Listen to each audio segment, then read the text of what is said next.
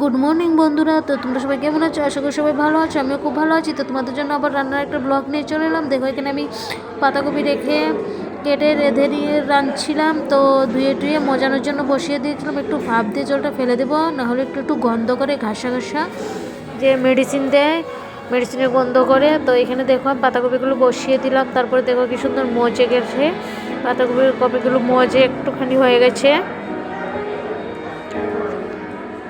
লাড়ছিলাম এতে নুন আর দুটো কি বলছে ওটাকে চিনি, একটুখানি চিনি আর নুন দিয়েছিলাম আমি এতে। তো এবার দিয়ে দেব দুটো কাঁচা লঙ্কা, এই যে ছিঁড়ে রেখেছিলাম আগে থেকে, এই কাঁচা লঙ্কাগুলো দিয়ে দিলাম। তারপর একটু নাড়াচাড়া করে আবার ঢেকে দিলাম। তো আমার হয়ে গেছে পাতাকপি। তো এবার শুটকি তরকারির জন্য সবজি কেটেছি।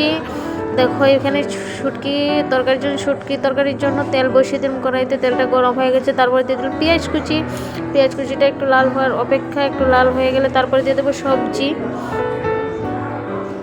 আমার পেঁয়াজ কুচি লাল হয়ে গেছে, তো এবার দিয়ে দিলাম সবজিটা দিয়ে কিছুখানি নাড়াচাড়া করছিলাম। তো এবার দিয়ে দেবো আমি সব ধরনের মশলা, নুন, হলুদ, তারপর গুঁড়া লঙ্কা, রসুন বাটা। তো ফাইনালি এখানে আমার তরকারি হয়ে গেছে, দেখতে পাচ্ছ। ঝুল দিয়ে আমি এখানে রেডি করেছিলাম।